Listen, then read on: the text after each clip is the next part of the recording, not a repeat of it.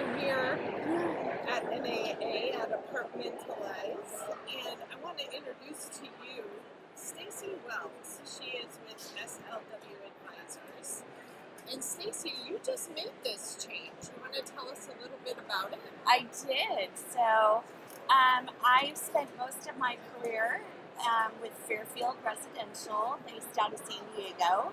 I actually worked there for a little over 20 years, and I just officially retired recently and started my own consulting business, just to keep myself busy.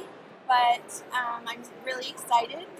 I'm based in Houston and in San Diego, so it allows me to do what I love the most, and that is be out talking to clients and seeing all the new products. And in our multifamily industry, it's changing so quickly. So I love to be, you have to be at these events and stuff to adapt. So, well, we're excited to have you here. And thank you. Right now, it's we're at the beginning of what we fondly call budget season. Oh, we don't use budget season anymore.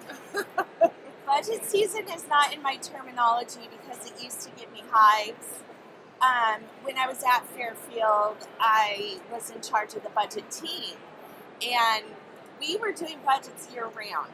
And then budget season would be kind of in our busiest time of the year in multifamily, kind of in the summer months, which in many markets is a very busy leasing season. So with Reba, we don't have to have a budget season anymore. We just work on budgets all the time as just part of our ongoing day-to-day basis.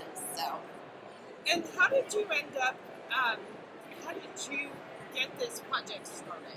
Like, what made you take a look at Reba and eventually decide to go in that direction? Yeah, multifamily again has come a long way. Property management software has come a long way, and there's so many more resources and tools now, right?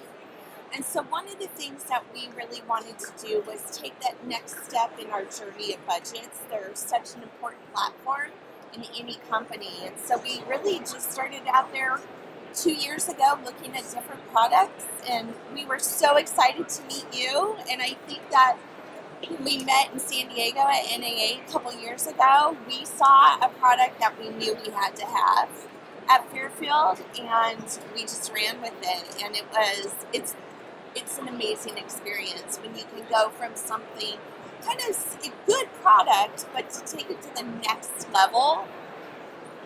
Yeah, it's amazing. Well, it's funny, you and I have talked. It touches every level. Every level. Of the organization. Absolutely. So it's a huge decision. It's a huge decision. So how do you help shift companies' mindset? Yeah. Right? From creating a budget. It is. Actually, let's discuss the business and the line. Right? And that is a hard switch for some companies to make.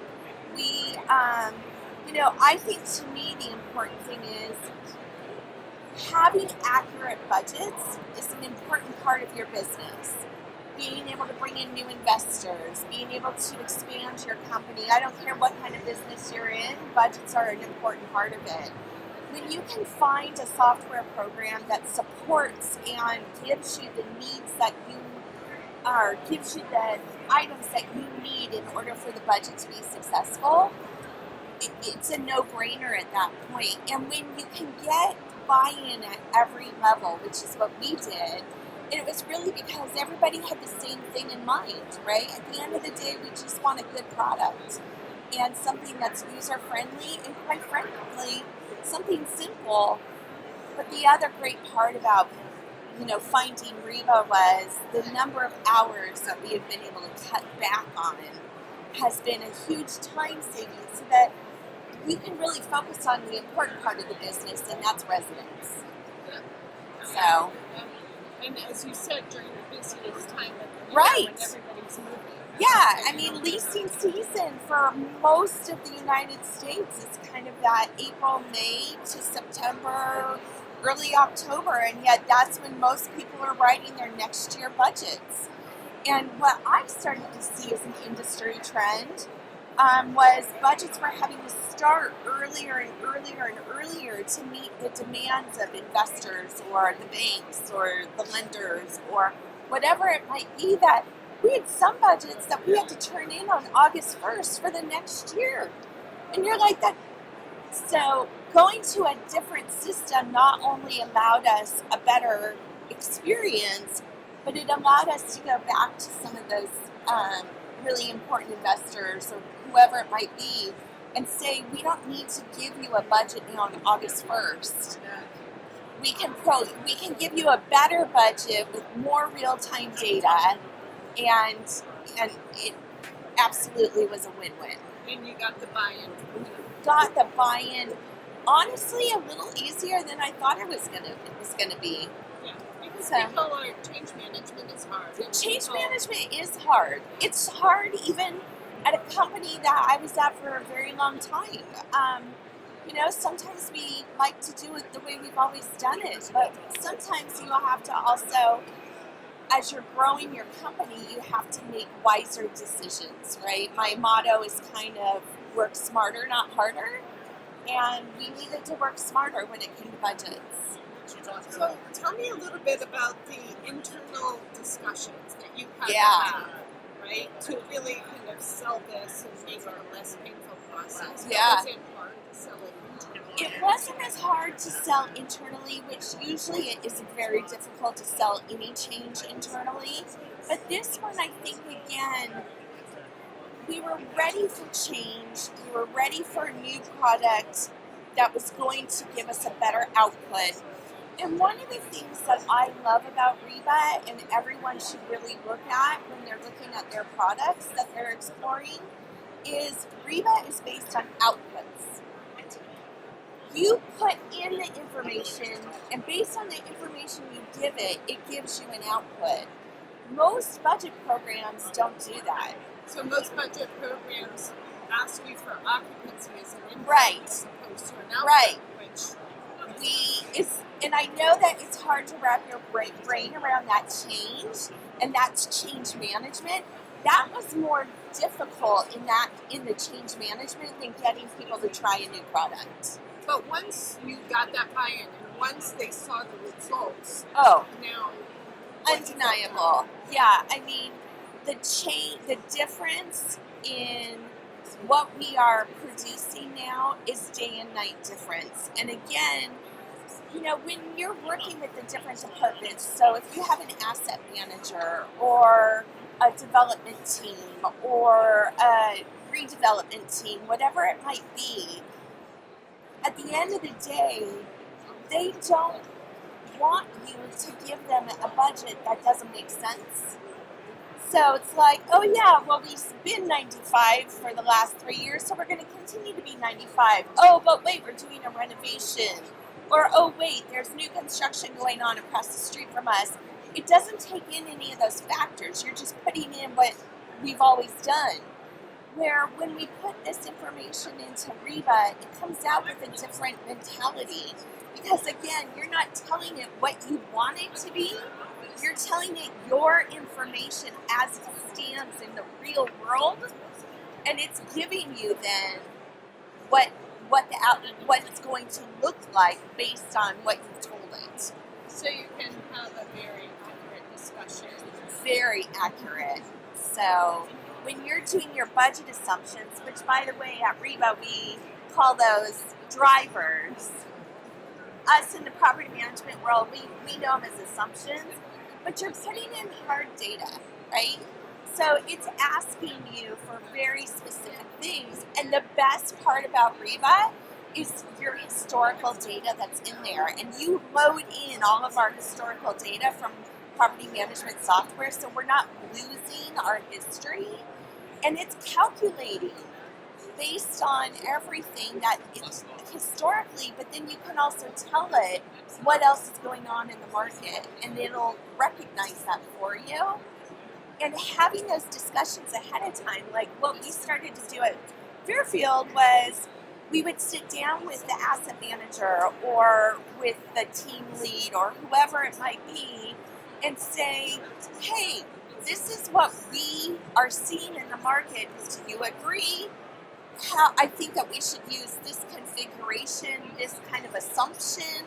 And so we started having more discussions about what we assume, all of our assumptions, instead of just having like guesstimates. So we were having conversations much earlier in the process. Tell me, when you were talking about the data that's already there, Right? it leads me to think about forecasting. Yes. And how important is forecasting? And I don't mean just forecasting out the remainder of Right, the year. no. But then once your budgets are set, the quarterly forecasting Yeah. is that an important part That of is a what- huge part of it, and not something that a lot of property management companies focus on, but they're starting to focus on that more because that really makes writing the next following year's budget more easy. And one of the things that you can do is if you're forecasting now on a quarterly basis, it is so cool because you're basically writing your next year's budget at the same time by doing your reforecasting. So all you have to do is double check your drivers or your assumptions for the following year, and your budget's done. So when I was in property management on that side, I always found that forecasting the revenue was the most difficult part. Sure. Assumption, the expenses. were Yeah, pretty easy. assumptions are easy, or yeah, for But expenses. But the revenue side was a little bit more difficult, especially using risk management Right. and all of that. How did you find it using Reba's forecasting for revenue to me gave you a much more honest picture. So let's face it, when in the property management world, sometimes when we're reforecasting, we're super optimistic when it comes to income. Yeah, we had a bad quarter, the market softened, but it's going to get better in the summer, or it's going to not tank as bad in the fall. But the reality is, wishful thinking sometimes. And so what happens is we tend to sometimes not have a very accurate reforecast. And so this, to me, fixed that issue because, again, you're putting in your actuals, but you're also putting in and looking at your assumptions all the time and talking about and being realistic. So if you have 50 leases expiring in June, but to date you've only, you're putting in that you're gonna renew 75% of them, but in reality for the last several months your renewal rate has been much lower, the system's gonna acknowledge that and say it's probably impossible for you to reach this number. Yeah. What has been your favorite part of this whole process? There's so many favorite parts, but I'm also a budget nerd and I'm a budget junkie. It's like one of my favorite parts of my job. So, but I think that for me, not having budget season is my favorite part. And I know that just sounds crazy, and for people especially that love budgets and that process, but this process is so much cleaner that you are having so much fun, like really putting in the information. And I think that working with the Reba team, oh my gosh, when we did run into problems, it was fine. You guys were there to support us. We had our weekly meetings. Sometimes we had meetings a couple times a week. And I love those because on those meetings we would problem solve. We would talk about the assumptions that we put in and it didn't quite have the output that we wanted. And we would walk through those scenarios that they're now case studies. And the case studies are so great. So now you can reuse them and anyone coming Yes. in that needs to learn what to do. Right. Actually utilize those. Yes, absolutely. It's a great training tool that Reba has. So, Excellent. So we started with budget seasons. yep. And we're ending with the fact that there doesn't have to be a There budget does not have to season. be a budget season. Okay. Well, I appreciate So, you being here and taking the time to talk. oh, I with us love today. it. I'm so happy to Really be good here. luck with your consulting. Thank you. And Thank I'm you. excited to see what you're going to do going I'm excited to see what I do going forward too, but I enjoy the partnership with Reba, and I was really excited to be able to get this product in place and to really see it grow and enhance. And I know it's going to continue to do good things. So, congratulations to you guys.